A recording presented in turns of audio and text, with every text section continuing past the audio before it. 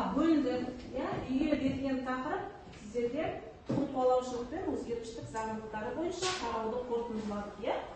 Осы тарау бойынша қайталау жұмыстары берілді және әр топқа шығармашылық ізденіс жұмысы берілді. Енді біз бүгін осы тарауды қайталау мақсатында бірнеше тапсырмалармен жұмыстанамыз. Енді қазір сіздер өздеріңіз өзара топ басшысын сайлап аласыздар. Сол топ басшысы мына бағалау парағына жаңағы топта жұмыс жасаған, белсенді жұмыс жасаған балдардың бағасын, балын немесе не істеп отырады? Қойып отырады. Жарай ма бала? Енді дәптерімізді, оқулығымызды жаба тұрайық. Қане, өтілген тарау бойынша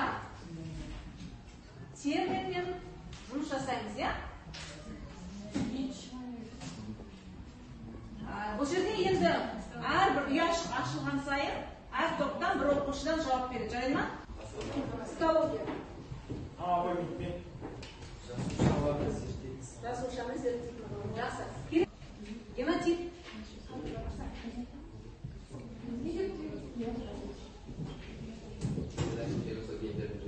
Дұрыс, гендерді толық жиынтығы.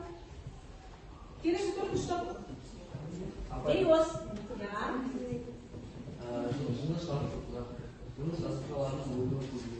Үдерісі, да? Жақсы. Келесі тапсырмамыз балалар бізде ақиқат немесе жалған деп аталады. Бұл жерде сіздердің әр топтың шапшаңдығын байқайтын боламыз. Бірінші оқып аламыз. Кім бірінші жауабын табады, сол топ мүшелері қолдан көтеруге рұқсат. Оқимыз. Жыныс жасушалары диплоидты жиынтық. Бірінші айды көтерді, екінші топ мүшесі. Яғни жалған дұрыс. Яғни бұл жерде жыныс жасушалары гаплоидты жиынтықта болады екен.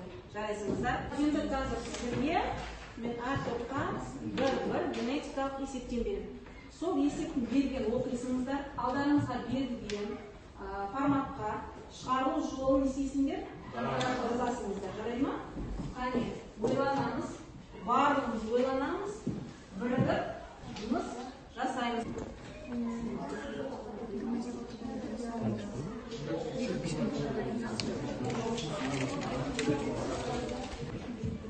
Екілкен алғы ма?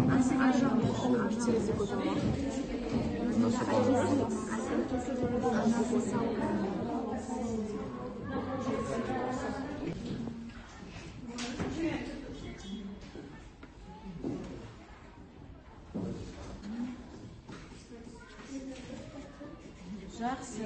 Тездетіп тақтаға шыға ғой.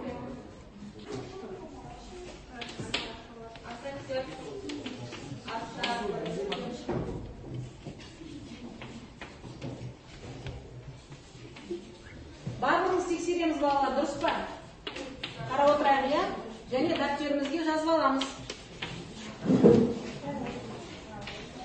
Тапсырма беруге болады. Шығармашылық ізденіс жұмыс, я?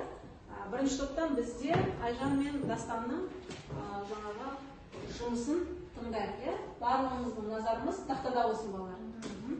Айта қойыңыздар, сіздердің қосымшалық берген мәліметіңіз бұл? Біздің бүгінгі алып берген мәліметіміз бұл Даун синдромы туралы. Яғни Даун синдромы туралы айтып кететін болсам, Даун синдромын ең алғаш зерттеген ғалым, ол Даун 1862 жылы өзінің ғылыми жобасын бітіріп, осындай Даун деген ауруды бар екенін бәріне түсіндіреді. Бүгінгі тақырыбымыз ол гендердің өзгеру нәтижесінде пайда болатын қауіп қалайтын аурулар. Және бірінші тоқталып кетсек, гендік аурулар дегеніне. Тақырыбы өзінің аты айтып тұрғандай, гендердің өзгеру нәтижесінде пайда болған қауіп қалайтын ауруларды біз осы гендік немесе моногенді аурулар деп атаймыз. Бала, енді келесі тапсырма бізде осы сабағымызды қорытындылау мақсатында Quizzes.com сайтына кіріп, міне тақтада коды тұр.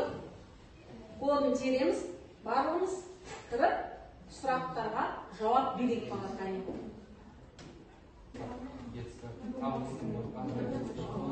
Келесі тапсырма бізде сәйкестендіру тапсырмасы. Бірінші мына сарымен берілген тірек сөздер, соған сәйкес келетін анықтамасын не істейсіңдер, табасыңыздар. Яғни көк бұл анықтамалары. Сарыға көкті сәйкестендіру керек. Қане, кім бірінші болды? Айта қойыңыз, Майжан.